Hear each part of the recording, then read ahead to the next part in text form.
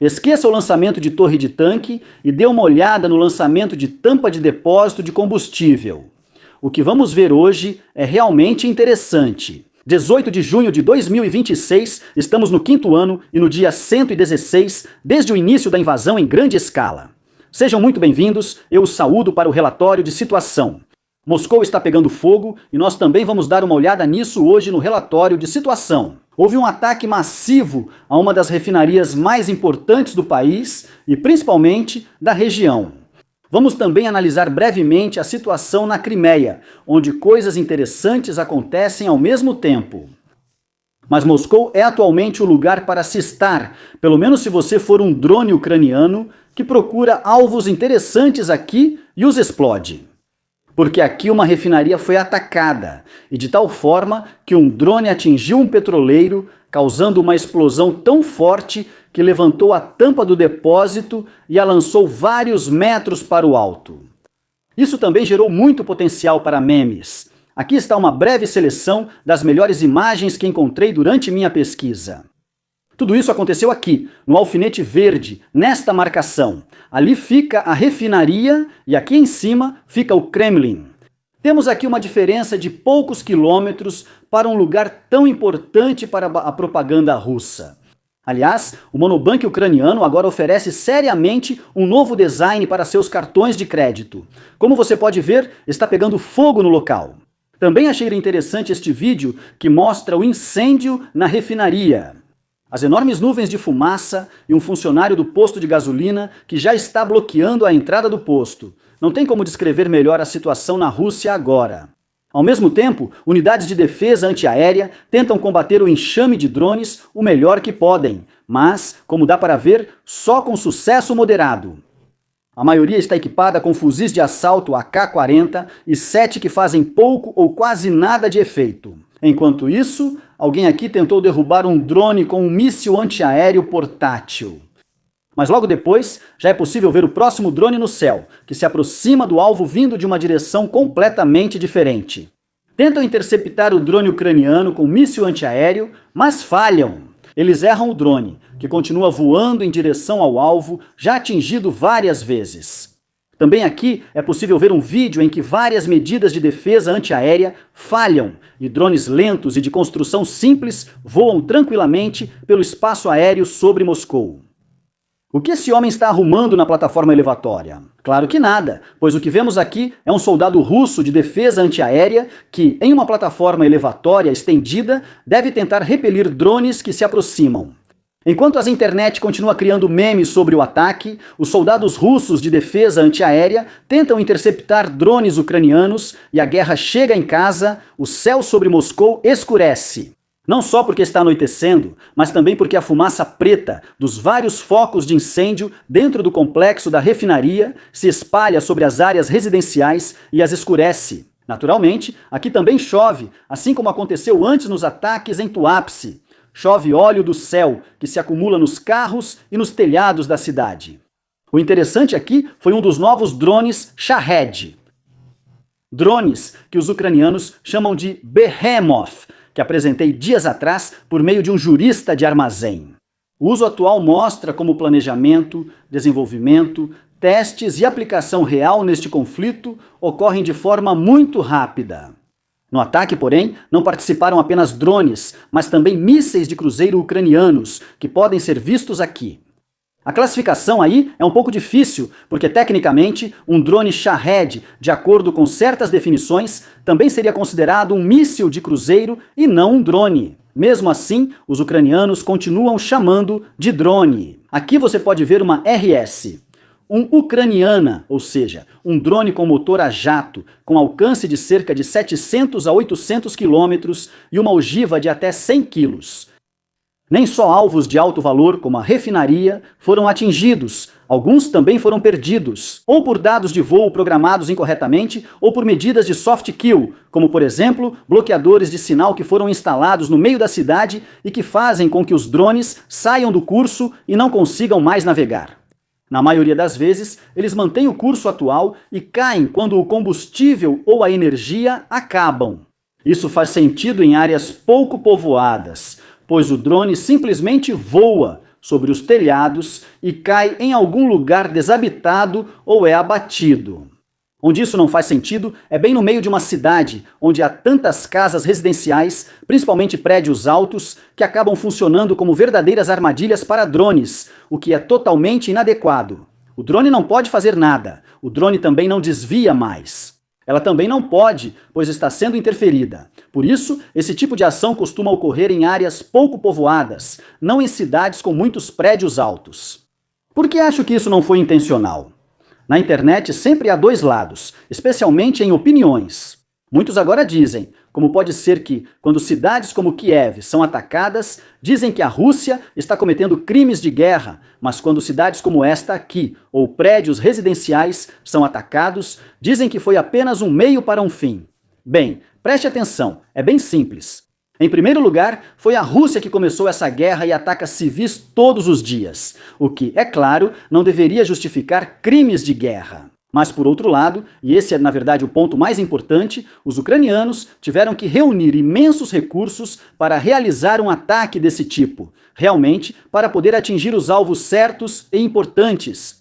Um prédio residencial em Moscou, onde vivem alguns moradores, seria um desperdício total e, em termos de relações públicas, desnecessário. O lado ucraniano não deseja isso. Os drones devem atingir alvos importantes. Um prédio residencial em Moscou não é um alvo importante, isso seria um desperdício de recursos.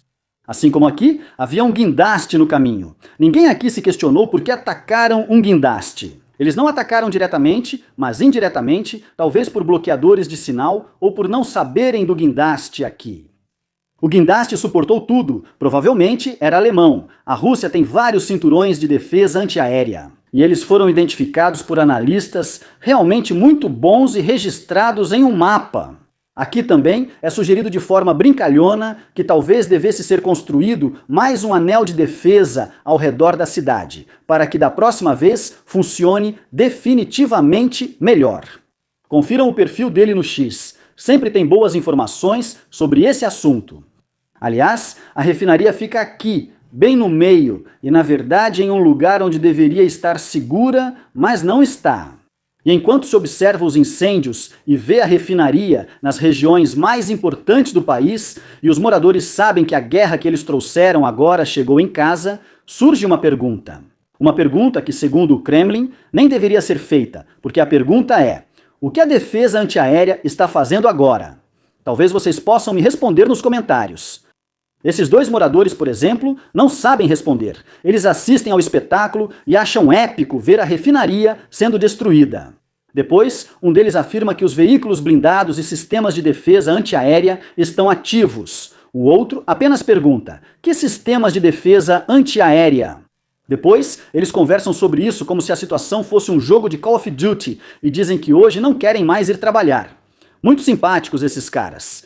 E quando eles assistirem novamente aos vídeos dos moradores, o que provavelmente farão ao longo dos dias, vão perceber que muitos deles veem os ataques como uma espécie de espetáculo ou entretenimento.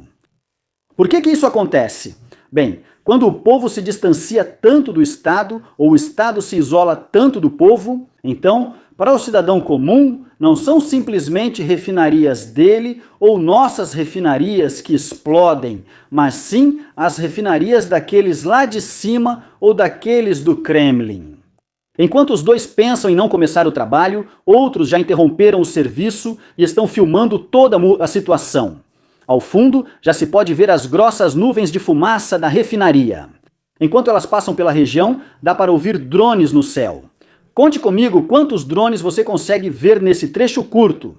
E lembre-se também que esses aqui estão vindo de uma única direção. Isso significa que inúmeros outros estão faltando. Nico, aproveite. Nico, aproveite. Mais uma vez? Mais uma vez? Sim, isso realmente não é assim.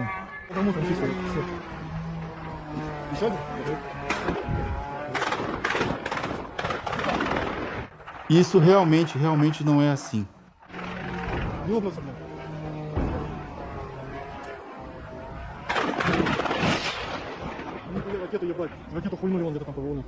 Outro morador planeja uma revolta silenciosa ou deseja se jogar pela janela, pois ele não entende a situação depois desta manhã. Isso não é assim. Isso realmente não é assim. Mais uma única ideia que poderia ser colocada em prática. Ele sugere observar a situação por mais alguns dias e ver se ela melhora. Caso não melhore, todos deveriam ir juntos e, claro, de forma muito pacífica ao Ministério da Defesa ou ao Kremlin. Para uma... Isso não é isso. Was zur Hölle ist hier los? Não é assim. É realmente assim. Realmente não é assim. Não é. Isso realmente não é assim. Está prestes a acontecer, mas não é bem assim, pois o governo também toma medidas. Aqui vemos, por exemplo, helicópteros. Realmente não é como parece. É assim. Isso realmente não é assim. Não é. Isso realmente não é assim. Então não é sobre o helicóptero, mas sim sobre a água e o óleo.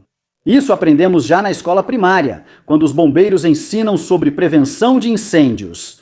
O que ocorre ao tentar apagar óleo em chamas com água?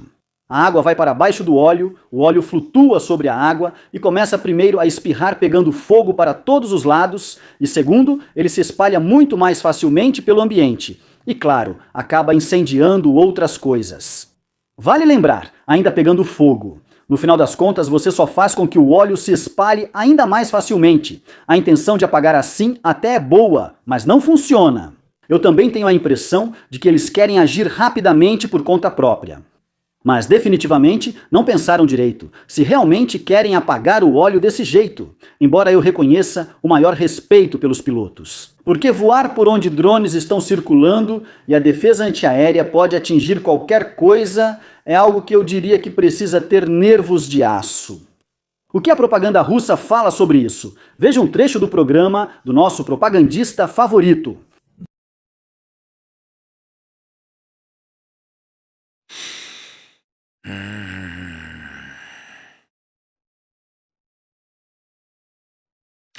Sim, mas precisamos ver as notícias, então vou logo depois disso. Pois é. Mais do que colocar anúncios, provavelmente não dá para fazer. Aliás, ele também destaca esse trecho do vídeo. Moscou derruba drones, controle da informação. Sim, ainda bem que existem outros repórteres na internet e algumas centenas de milhares de pessoas que viram e provaram exatamente o contrário com seus celulares. Aliás, a empresa Firepoint, que fabrica os drones FP-1 e FP-2, assim como o Flamingo e os mísseis FP-7 e FP-9, também aproveitou o dia de hoje como uma ação de marketing em seu stand na feira em Paris. É difícil ser mais convincente do que apresentar uma transmissão ao vivo do alvo mais recente atingido, bem diante dos olhos dos espectadores. Já vimos muitos incêndios, mas prédios sem importância também podem queimar. Quem garante que a refinaria foi atingida em áreas relevantes? Teoricamente, pode ser que apenas um ou outro pequeno depósito de óleo tenha sido atingido, ou algum prédio administrativo, mas o coração da instalação continua intacto. Pois é, ainda bem que temos bons analistas de OSINT, porque sabemos exatamente o que foi atingido. De acordo com vários canais de monitoramento, não foi atingido qualquer prédio secundário, mas sim uma das instalações centrais de toda a fábrica. Especialistas consideram essa unidade o coração da refinaria, pois nela passa metade da capacidade de processamento. Se essa instalação estiver danificada, não é apenas um tanque ou um duto qualquer que está pegando fogo, mas sim a parte que determina quanto petróleo bruto a refinaria pode processar de fato. A refinaria de Moscou não é uma instalação qualquer perdida na Sibéria. Ela fornece combustível à região metropolitana e tem importância direta para a capital. Se a capacidade for perdida, será preciso trazer substitutos de outras regiões. Isso significa rotas de transporte mais longas, mais pressão sobre os trens, caminhões-tanque e menos margem de manobra em um sistema que já está sob forte pressão. Agora que você pôde ter uma pequena visão do evento do dia, e você me conhece, eu não fico fazendo relatórios de situação por 2 horas, vamos pensar rapidamente nas consequências disso. Nos ataques a instalações russas de petróleo e combustível, a questão militar vai além do simbolismo, focando principalmente no abastecimento. Refinarias, depósitos, estações de bombeamento e pontos de transbordo integram a cadeia que abastece o exército, a força aérea, a marinha e a administração de ocupação da Rússia. Esses ataques eles têm consequências que vão além da logística militar. Quando um depósito de óleo pega fogo, formam-se nuvens de fumaça tóxica, fuligem, hidrocarbonetos não queimados e outros poluentes vão para o ar. Se o vento mudar, pode afetar bairros ou regiões inteiras. As pessoas respiram esse ar, os poluentes se depositam no solo e, claro, também nas superfícies de água. E em casos extremos, ocorre chuva preta ou ácida, como pudemos ver antes. Esse não é um campo de batalha limpo, longe da população civil. Muitas dessas instalações estão localizadas bem no meio de Moscou, Tuapse, Saratov ou na Crimeia, não em um deserto vazio, mas sim no meio ou próximo de áreas habitadas. A queima de milhares de toneladas de combustível nesses locais gera problemas ambientais e, sobretudo, de saúde. Isso mostra que quem mora lá não só verá agora as consequências da guerra, como o tanque em chamas, mas também sentirá isso na pele futuramente. Esse é o ponto crucial. A Rússia envolveu essa infraestrutura na guerra. Os mesmos depósitos e refinarias que abastecem as cidades também abastecem o exército. Ferrovias, portos e depósitos de combustível usados civilmente também mantêm o abastecimento dos grupos de ocupação. É aí que reside a brutalidade da guerra. E nisso também vemos como essa guerra e como um ataque desse tipo pode ter um impacto nas próximas semanas, que não pode ser resolvido simplesmente apagando o fogo. Mas esse ataque, e eu quero enfatizar isso, a causa desse ataque não está no fato de a Ucrânia se defender. A causa está no fato de que a Rússia iniciou uma guerra, cujas consequências agora estão se desenrolando. Passo a passo, essas consequências também chegam à própria Rússia. Primeiro, por familiares mortos, depois pela economia enfraquecida, depósitos explodindo, crise de combustível e, no fim, por uma população que pode ver ao vivo que nem mesmo Moscou está a salvo de alguns drones sem pôr a saúde em risco. Vyacheslav Chubarov, o presidente dos tártaros da Crimeia, fez em 16 de junho um alerta excepcionalmente severo aos cidadãos russos na Crimeia ocupada. Pouco depois de outras pontes no norte da Crimeia serem destruídas, a mensagem é clara. Quem após o dia 27, em fevereiro de 2014, mudou-se para a Crimeia, onde está ilegalmente segundo a Ucrânia. Documentos russos, contratos de compra e atos administrativos não alteram isso. Pela lei ucraniana, essas reivindicações não são base legal para posse ou permanência. Ele associa esse alerta à situação militar na península. Ataques ucranianos a alvos russos, como bases aéreas, sistemas de defesa antiaérea, pontes, depósitos de combustível, portos, pontos logísticos e assim por diante, aumentam, sobretudo na Crimeia, como vimos nas últimas semanas. A Crimeia está ficando mais insegura para a Rússia. Por isso, ele alerta os moradores russos: saiam agora, enquanto ainda podem. A menção à ponte de Kerch não é por acaso. Ela ainda opera, mas é fundamental no planejamento de alvos da Ucrânia. Se a situação continuar a se agravar, uma saída de carro e mala pode rapidamente se transformar em uma fuga, sem a principal ligação funcionando. Aos tártaros da Crimeia e cidadãos ucranianos na península, sua mensagem é: priorizem a segurança. Quem aguarda interrogatório não deve se expor a riscos desnecessários. Isso já não é mais uma declaração política normal que estamos lendo aqui. Isso soa mais como um tipo de aviso de evacuação para uma nova fase da guerra na Crimeia. Quando alguém como ele diz: vão agora, antes que seja tarde demais, devemos ao menos refletir por que isso está sendo dito neste momento. Ou como um anúncio sério, ou simplesmente para causar pânico. Agradeço aos assinantes, membros do canal, ao Go Crew e especialmente ao Tenente Coronel Renek, Sila, Dietrich, Fred e Meyerhofer. Fiquem à vontade para se inscrever, curtir, comentar e até o próximo relatório de situação.